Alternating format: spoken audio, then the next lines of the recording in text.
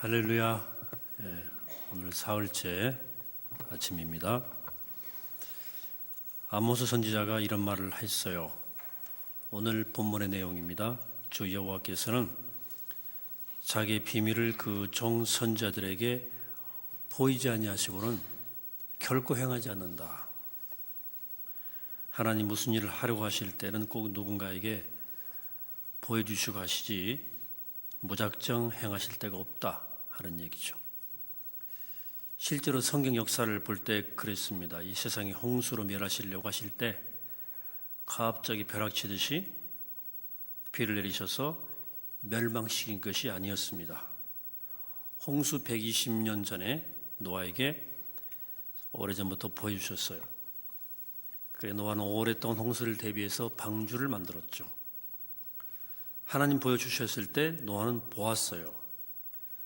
근데 사람들은 알려주었는데 몰랐습니다. 보이면 보아야 되는데 보여도 보지 못할 때가 얼마나 많습니까? 또 있죠. 소돔과 고모라가 음란해서 하나님은 그 땅을 보시면서 탄식하셨습니다. 그래서 유황불로 멸하실 계획을 세우셨어요. 하나님은 전쟁 때 기습 공격하는 것처럼 소돔과 고모라에 유황불을 쏟아 부으신 것이 아닙니다. 천사 3명을 보내셨죠. 이 사실을 아브라함에게 가르쳐 주셨어요. 하나님이 창세기 18장에 이렇게 말씀했습니다. 나의 하려는 것을 아브라함에게 내가 숨기겠느냐. 이렇게 말씀하시면서 소돔과 고모라를 멸하실 것을 가르쳐 주었어요. 아브라함은 소돔과 고모라가 멸망당할 것을 알았습니다. 보여주시니까 보았어요. 그런데 아브라함에게 알려준 천사가 롯의 가정에 가서 소돔과 고모라를 하나님이 유황불로 멸하실 것이다 이렇게 알려주었습니다. 그러나 롯의 두 사이는 농담으로 여겼습니다. 알려주는데 알지 못했어요. 보여주시면 보아야 되고 알려주시면 알아야 됩니다. 여호와께서는 자기 비밀 그 종 선지자들에게 보이지 아니하시고는 결코 행하심이 없으리라. 하나님은 어떤 일이든지 반드시 가르쳐 주시고 행하십니다. 안 좋은 일도 좋은 일도 대역사도 예수님의 재림도 가르쳐 주시고 행하시는 분이에요. 사실은 병도 예고하고 오죠. 우리 몸에 이상이 있으면 우리가 빨리빨리 알아차려야 되죠. 보여주실 때 봐야 됩니다. 알려주시면 알아야 돼요. 우리나라 사람들이 화장실 갈 때 소변 보러 간다 그래요. 대변 보러 간다 그럽니다. 이게 그냥 생긴 말이 아니에요. 소변과 대변은 보는 거예요. 보긴 뭘 봐요? 그거 보러 가는 거예요. 소변 색깔에 건강상태가 다 나타납니다. 대변도 보는 거예요. 보면 금방 건강 상태를 알 수 있어요. 대소변이 매끄럽고 좋아야 됩니다. 저도 대소변으로 건강을 늘 체크하지 않습니까? 대소변이 이상하면 이상한 거예요. 작은 징조를 소홀히 여기고 시간 끌면 문제가 오죠. 그래서 소변과 대변은 보는 거예요. 신문에 난 전설들과 삼철 같은 이야기인데요. 어떤 기골이 장대한 사람이 길을 가고 있었어요. 삐쩍 마르고 보기만 해도 기분 나쁘게 보이는 사람과 마주쳤습니다. 죽음의 사신이었어요. 그 사신이 길을 비켜주지 않았습니다. 기골이 장대한 사람이 그 죽음의 사신을 개패듭했어요. 신음에 그 사신이 쓰러졌습니다. 그때 젊은 한 청년이 길을 지나고 있었어요. 그 죽음의 사신이 하소연했습니다. 내가 죽으면 이 세상에 사람들이 너무 많아서 살 수가 없어집니다. 나 좀 살려주세요. 그 젊은이가 그 사신을 잘 돌보아 주었습니다. 그래서 죽다가 산 그 사신이 말했어요. 나를 살려줘 고맙습니다. 그렇다고 죽음에서 면제되는 사람은 없습니다. 나도 언젠가는 당신도 데리고 갈 것입니다. 그러나 좀 특별도 해드리겠습니다. 다른 사람들은 갑자기 찾아오겠지만 당신에게는 예고하여 드리겠습니다. 이것이 나를 살려준 보상입니다. 그 청년이 너무나 기분이 좋았어요.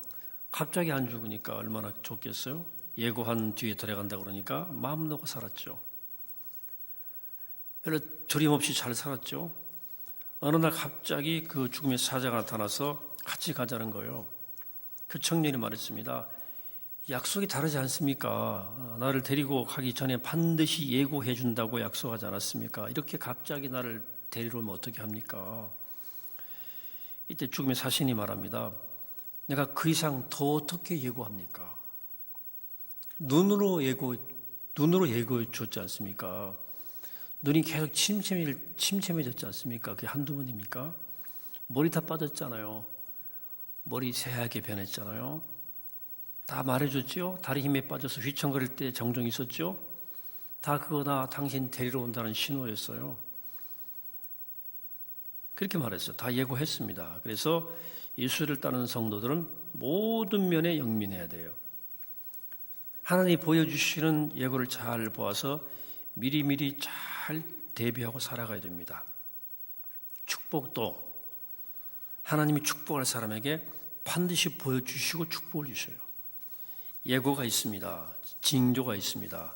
주 여호와께서는 자기 비밀 그 종 선지자들에게 말씀하지 아니하시고는 결코 행하심이 없으리라. 하나님께서는 우리들에게 축복을 주시려 하실 때에도 반드시 예고를 주시고 축복을 주시는 것을 알아야 돼요. 성막에 번제단이 있습니다. 번제단 위에는 항상 언제나 불이 타고 있었어요. 근데 그 불에 대해서 5가지의 특이한 것이 늘 발견됩니다. 이 불이 꼭 사자처럼 타올랐어요.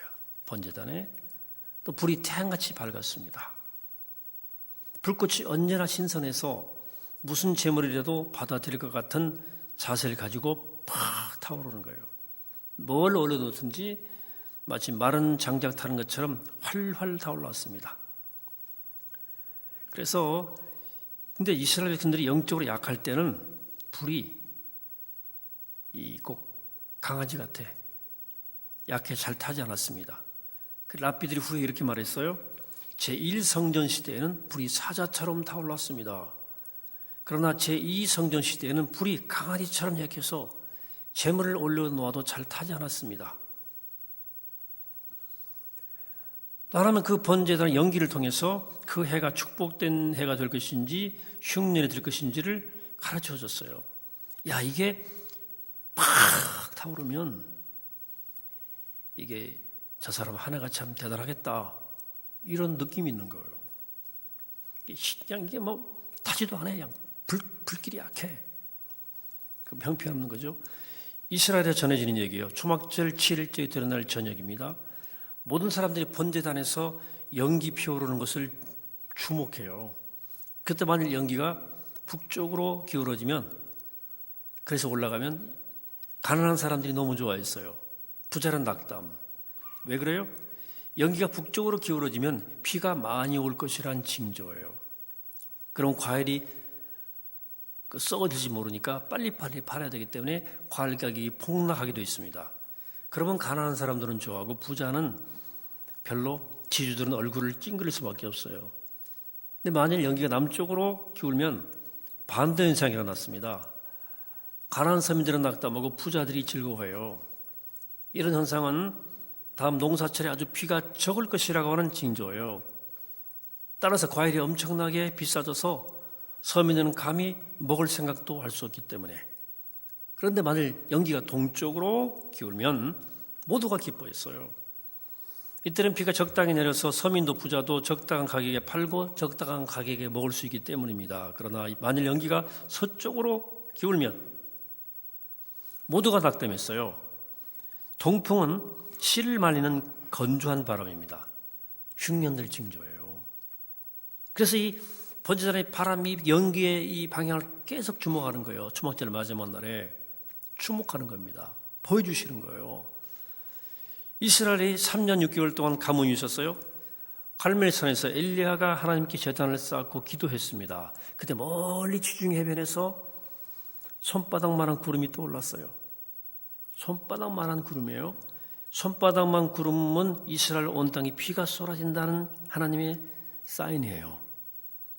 엘리야가 그 손바닥만한 구름을 보고 바로 알아차렸습니다. 비 온다. 이제 비가 온다. 낚시 프로들은요, 일단 한번 낚싯대를 넣어보면 여기가 고기가 잡힐 곳인지 안 잡힐 곳인지를 안다 그래요. 제가 거제도 있을 때 배를 타고 바다를 잘 아는 분과 함께 고기 잡으러 바다를 나가본 적이 있는데요. 그분이 딱 배를 타더니 다른 곳으로 가자는 거예요. 왜 그러냐 물었더니 바람과 이 날씨, 바람의 풍향, 물살을 보면 거기가 잡힐 곳인지 안 잡힐 곳인지를 안 되는 거예요. 릴낚시, 저도 고기 잡아봤잖아요. 그 릴낚시 재밌어요. 하나님 보여주실 때 볼 수 있는 눈이 있는 사람이 있습니다. 그 능력이, 그것이 보는 눈이 능력입니다. 여러분, 하나님이 보여주실 때 볼 수 있게 되기를 축복합니다. 하나님은 사역이 있어서도 계획을 알려주시고 예고하시는 분이요. 사역도 어떤 예고를 통해서 하나님이 나에게 어떤 사명을 주시는지를 알아차려야 돼요. 베드로 보면 알 수 있어요. 어부이지 않습니까? 고기를 잡는데 한 마리도 못 잡았어요. 근데 그날 아침 예수님께서 베드로에게 오셨습니다. 빈 그물은 이제 고기 그만 잡아라 하는 사인이에요. 너는 고기 그만 잡아라. 예수님 한마디 말씀 한마디에 그물이 찢어지도록 고기가 많이 잡혔습니다. 이때 베드로에게 주님께서 말씀하셨습니다. 너는 그물을 버리고 나를 따르라. 내가 너로 사람을 낚는 어부가 되게 하리라. 고기가 많이 잡혔다는 것은 수많은 영혼을 구원할 징조 사인입니다. 하나님은 그에게 그의 사명에 예고편을 주신 거예요. 보여주시면 볼 줄 알아야 돼요. 모세 마찬가지입니다. 모세는 미디안 광야 양치는 목동이었어요. 40년 80세가 됐습니다. 이제 인생을 정리할 때요. 그때 하나님이 모세에게 나타나셨습니다. 그리고 애굽에서 고통당하는 이스라엘 백성들에게 인도해내라. 모세는 양치기로 40년을 지내서 도저히 자신이 없었습니다. 그래서 할 수 없다 그랬어요. 거절했어요. 하나님이 지팡이를 던져보라고 그랬어요. 던졌더니 뱀이 됐어요. 뱀을 다시 잡았더니 지팡이가 도로 바뀌었어요.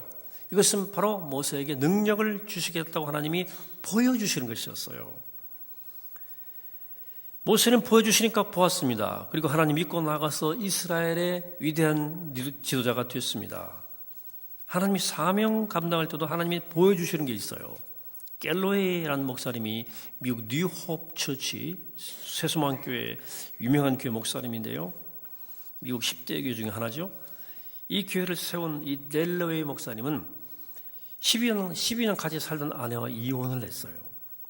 그래서 사역을 접으려고 고민하는 거예요. 과연 이혼한 사람이 복음적 교회 목사가 될 수 있을 것인가? 불가능한 일이죠. 그러나 그가 살고 있는 퍼시픽 노스웨스트는 미국에서 가장 세속적 도시였습니다. 반 이상이 이혼한 사람들이에요. 이혼하고 나니까 그 이혼자들이 눈에 들어왔어요. 마음이 너무나 안타까운 거예요. 그리고 그 후에 자기가 이혼한 것도 하나님의 섭리가 있다는 믿음이 생겼어요. 그래 인간적으로 볼 때 도저히 인정할 수 없는 것이었지만 이혼의 아픔을 가지고 있는 자신의 아픔을 통해서 이혼한 사람들에게 복음을 줄 수 있겠다는 마음이 들었어요. 그래서 셀 목회처럼 10명씩 이혼한 사람들 이 조직에서 작은 목장 만들고 그 목장을 천국으로 만들었어요. 교회 생활이 행복하게 만들었어요. 그래 이혼한 사람들을 위로하고 사랑했습니다. 그 작은 그룹 목장마다 의무적으로 6개월에 한 가정을 주 앞으로 데려오게 만들었어요. 늘 그 옆자리는 비워두게 했습니다. 그래서 이혼을 한 아픔을 당한 사람들의 안식처를 만들어 주었어요. 그래서 그 교회가 어마어마한 교회가 됐어요. 그가 아픔을 당한 것은 같은 형편의 사람들을 사랑하고 위로하라고 주신 하나님의 사명의 사인 중에 하나로 본 거예요. 그리고 갤로웨이가 아픔을 당한 다음에 하나님께서 이혼한 사람들의 아픔을 보여주실 때 그 속에서 자신의 사역을 발견했습니다. 이렇게 하나님은 사명도 보여주시고 예고해 주시는 거예요. 네 사명이보다 보이는 것을 볼 줄 알아야 돼요. 자, 사람들이 점점 이제 헌신하기를 귀찮아하는 시대가 다가오고 있습니다. 헌신자 찾기가 어려워요. 사역이 점점점 사라지고 있습니다. 우리 시대에. 1960년대에는 교인들이 이렇게 말했어요. 교인들이 우리 교회에 의자 있어. 그럼 좋은 거예요. 60년대에는 다 마룻바닥에서 기도했잖아요. 70년대는 교인들이 이렇게 말했습니다. 잘난 체 우리 교회에 차 있다. 성북이 그때 차 있었나? 없었지. 80년대는 사람들이 우리 교회에 비디오 있다 그랬어요. 비디오 있다. 90년대는 이렇게 교인들이 이렇게 말하기 시작했습니다. 우리 교회는 목사님 설교가 짧어. 원래 길게 해볼까 보다. 2000년대 들었으면 교인들이 이렇게 말했습니다. 우리 교회는 예수님 얘기 별로 안 해. 재미있는 얘기만 해. 웃겨. 얼마 후 교인들은 이렇게 말할 거라는 거예요. 2010년대 들었으면서 우리 교회 일 안 해. 일 안 시켜. 선교하는 전도 안 해. 자, 하나님 우리를 놀이터로 보내지 않고 일터로 보내주셨는데 SNS에서 송구영 신예배 같은 거 해서 교인들을 괴롭히지 말라 하는 주장을 하는 목사님, 제 후배 목사님이 등장했어요.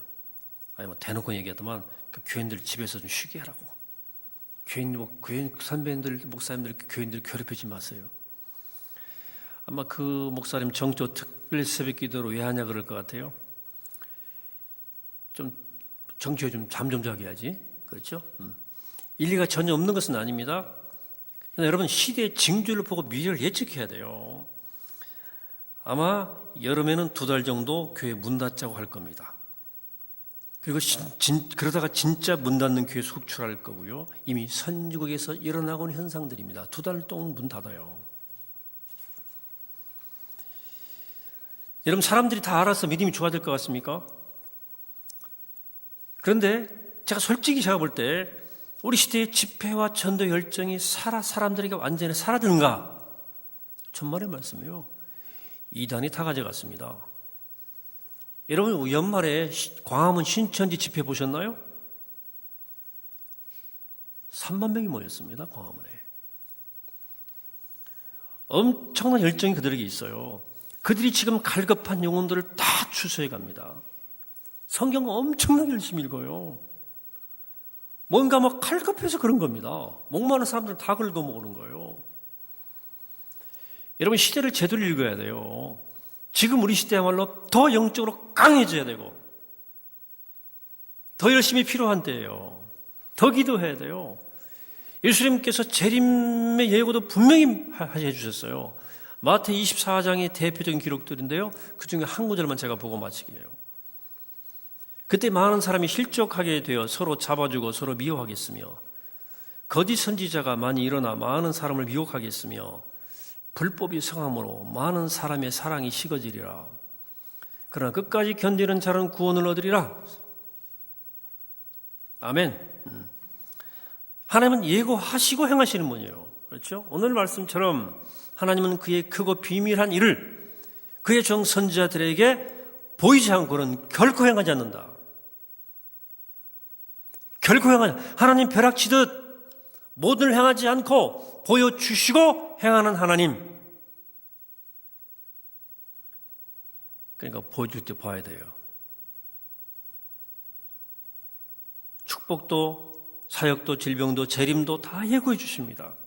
그래서 깨어 살아야 되는 겁니다. 그래서 정신 똑바로 차려야 돼요. 보여주실 때 봐야죠. 깨닫게 하실 때 깨달아야죠. 사랑하는 여러분, 올 한해 하나님이 세미한 말씀으로 말씀하시고 우리에게 세미하게 보여주실 때 볼 수 있는 눈을 가진 선지하고 선견하는 먼저 깨닫고 먼저 보는 깨어 사는 성도들이 다 되시기를 이 아침에 주의 이름으로 간절히 축원합니다. 도와주시겠습니다. 하나님 감사합니다. 오늘 이 아침 저를 깨워주심을 감사합니다. 하나님은 그의 크고 비밀한 일을 그 종 선지자들에게 보이지 않고는 결코 행하지 않으십니다.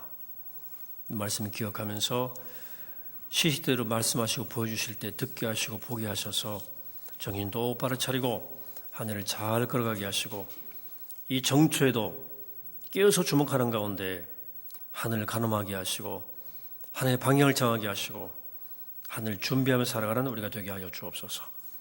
감사드리옵고 예수 그리스도 이름으로 기도하옵나이다. 아멘.